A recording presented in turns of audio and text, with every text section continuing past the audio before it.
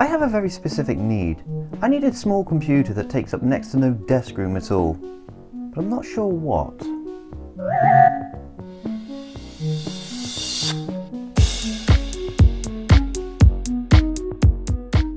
Hello all and welcome back to the corner. A heads up, this bag is full of promotional material, but don't worry, this video is not sponsored by ChipPC. This bag is in fact a sampler for ChipPC's product. Which one? Well, let's open the bag to find out.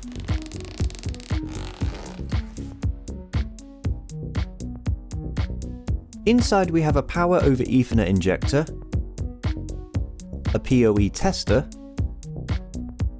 software disks for the X-Calibur Global Management software, a bunch of manuals, guides and brochures, and finally we have the device itself, the JackPC. What is the JackPC? Well, during the 2000s there was a trend for making all things as small as humanly possible. This resulted in numerous devices such as the Pocket PC platform, netbooks, wearable electronics and also thin clients. Thin clients are specialised desktop computers designed to be small, lightweight and very power efficient. They take up very little desk room and are designed to run either very lightweight applications such as web browsers or email clients, or they would run some form of virtual desktop software from a central remote server or RDP server. The theory then being, instead of having a bulky and inefficient desktop PC, you could minimise the space and power required and instead only rely on your server room for all the heavy lifting. A concept called server-based computing, and one that we're still seeing today but in the form of cloud computing, such as Microsoft Windows 365 Virtual Desktop Experience. It should be noted that unlike nettops, which use a similar concept, usually running an Intel Atom or AMD Geode, these thin clients were designed for businesses and enterprise environments. The kind of places that would already have big server rack infrastructure already set up.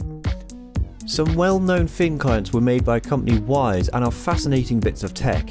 They house a very low power CPU and usually have an IDE disk-on module, an early type of SSD, or even have the entire OS on a physical ROM chip. So how does this tie into the JackPC? Well, the JackPC is a very small thin client. So small in fact it was designed to fit in the wall of a building.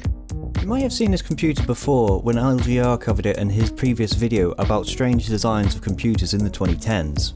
ChipPC sold the JackPC with both US and EU or UK style faceplates, meaning you could integrate all of your clients into the wall of your business and thus reduce a lot of desk space required. As hinted at by the inclusion of a PoE injector, this is designed to be powered by the same Ethernet cable that will also connect it to the network.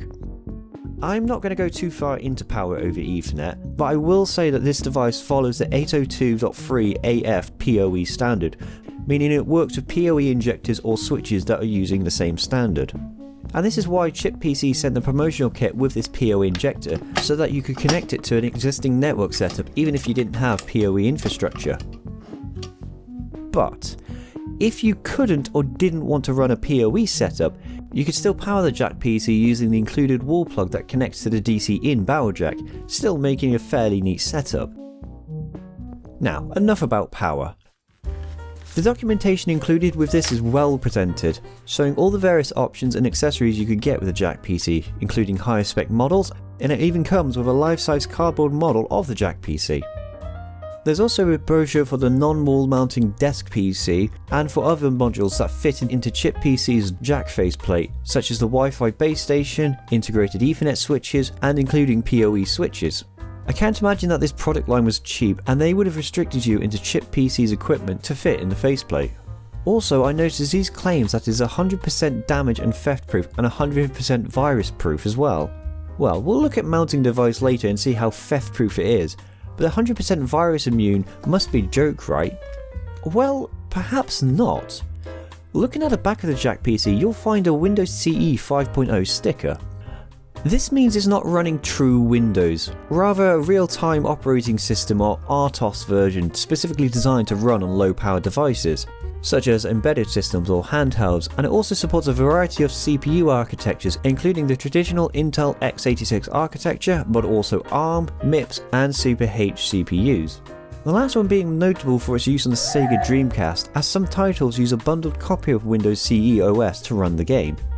And taking the back off, we can see the CPU chipset consisting of an Alchemy AU1550 system on a chip, which includes an integrated MIPS32 processor, this model running at 333 MHz. So with the MIPS CPU and Windows CE combo, it actually makes it really difficult to run any kind of standard application on this computer. And it's not like I haven't tried. On this memory stick contains a copy of Doom that was built for Windows CE for MIPS CPUs. The problem is, the JackPC won't actually let you browse USB sticks to actually run the program. Saito, are you running games on company computers again? No. Good, because you're fired otherwise. This model, the EFI 6700, also includes 32MB flash ROM and 64MB of DDR RAM. The multi-board sandwich is the process that they've used to shrink down the entire system into a package that fits within a wall. So now we have seen everything else, I guess we need to stick it in a wall. Now apparently, according to my tenancy agreement, I can't just cut a hole randomly in my wall without letting them know first. So I decided to build my own.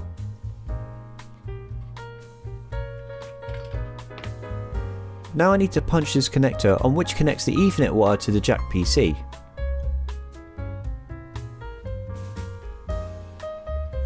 And once that is done, it just clips into the metal frame, which is then screwed down and the JackPC just pushes in place with a resounding click.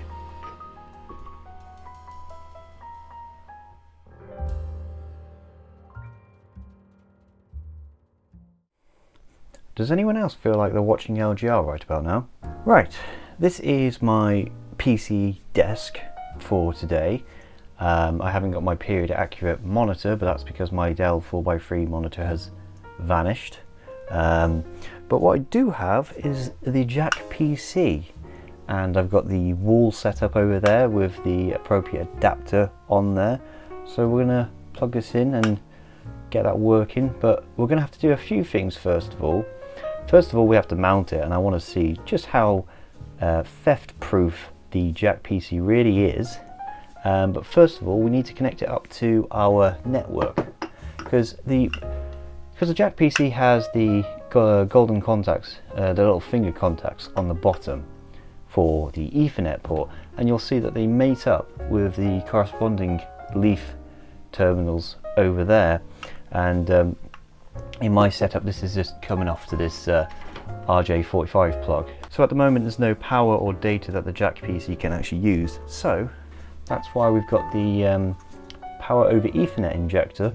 And yeah, so really the idea is, like, you would get your injector, plug in the Ethernet for the data, plug in the JackPC's Ethernet cable like so, and then hook up the power like that, and then pretty much just put it into your network wherever you want. So I've got my little TP-Link switch over here, connect it in like so, and yeah, there we go. Now we've got power over Ethernet. So yeah, now the wall is apparently live at about 48 volts or so, depending on what this injector exactly spits out. But yeah, so really all we'd have to do now is just plug in our JackPC with the VGA cable.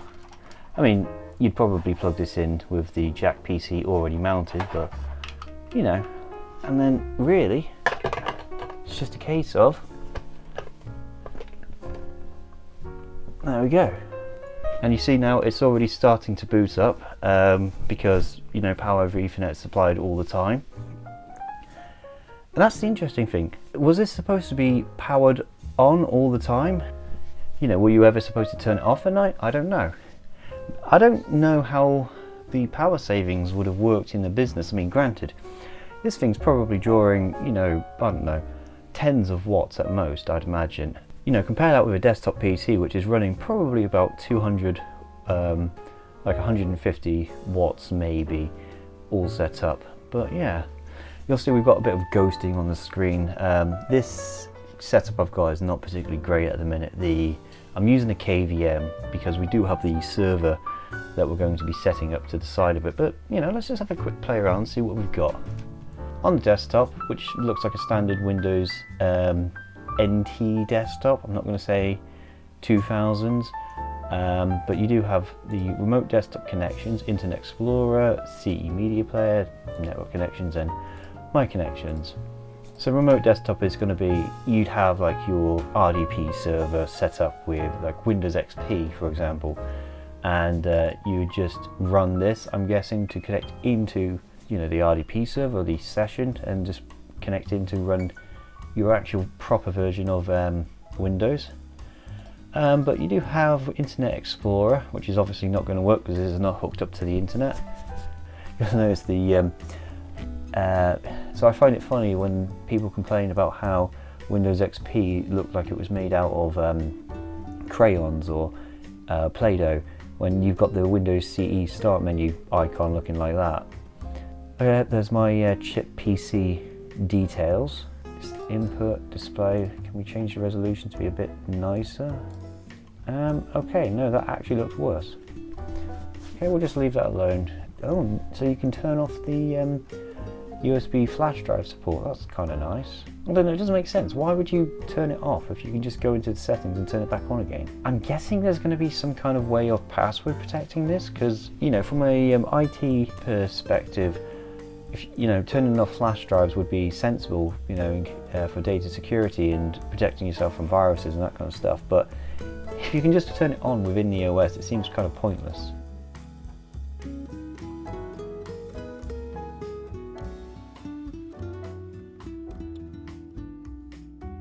So we will be looking at the X-Calibur Global Management software, provided it installs. Hopefully it doesn't require hours upon hours of setup, because if it does, I am not going to bother. Well, that's the JackPC by default. Can you actually turn it off? Shut down. Log off and restart. Yeah, so you can't power it off. So I guess there's two modes, on and may as well be on.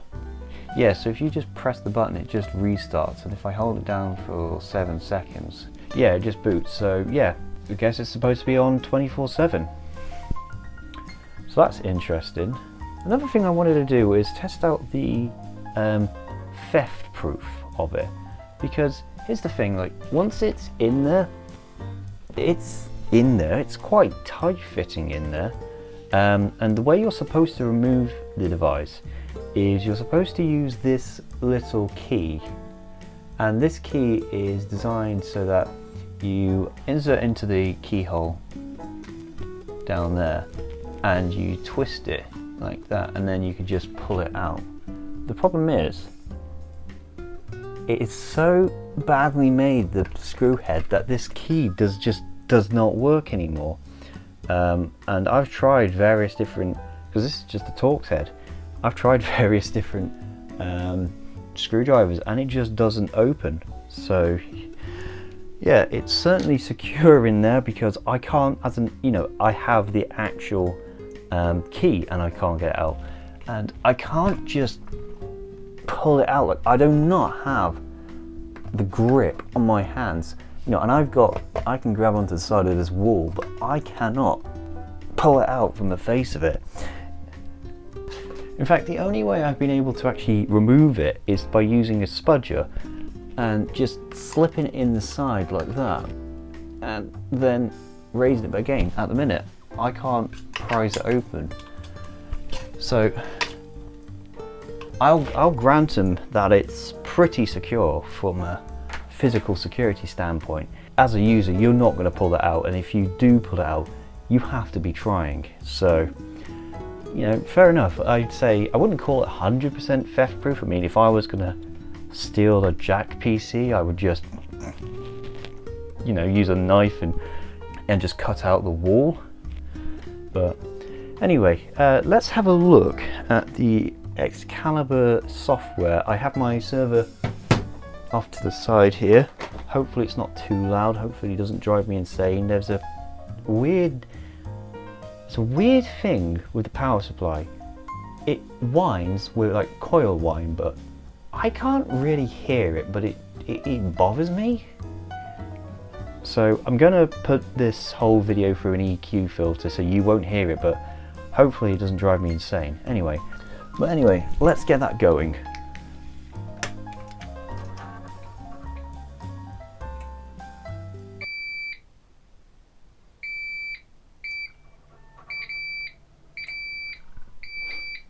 Okay, apparently my server is broken. Be right back. Well, this is awkward. This whole system did work at one stage, but no, it doesn't. It just does that. You turn it on and it just beeps. Like, I've got it unplugged at the minute, but if I just plug it in, if I can find the plug socket hole, good lord, I cannot find that at all.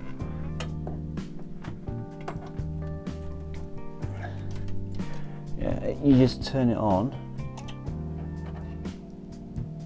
and it just does that. I don't know. It did work at one point in its life, but apparently now it's not going to. That's mildly annoying. Well, that was unexpectedly abrupt. Oh, good lord, that resolution. So yeah, I really wanted to show off this remote desktop connection, because as much as I think it should still be the same as, you know, standard MSTSC RDP, I don't really have an RDP server set up, and whilst I could get one running, it's more hassle than I'm prepared to put in at the moment. I suppose the JackPC, it does what it says it sets out to do. It's, you know, relatively secure. You can't really screw around with Windows CE too much. It's not a cut down version of Windows XP. It is entirely different from the ground up.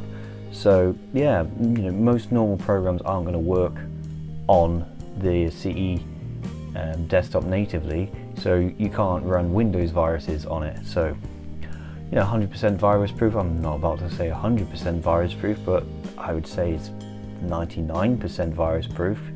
You know, and it's relatively secure on the wall. You're not going to have people pulling the JackPC out of the wall, trying to steal any data from it, or, you know, getting themselves tangled up in the network wiring. I think it's a neat little thing, really. It's just a shame, really, that I can't demonstrate it more at the moment. But in any case, I hope you've enjoyed this video, and stick around for more like it.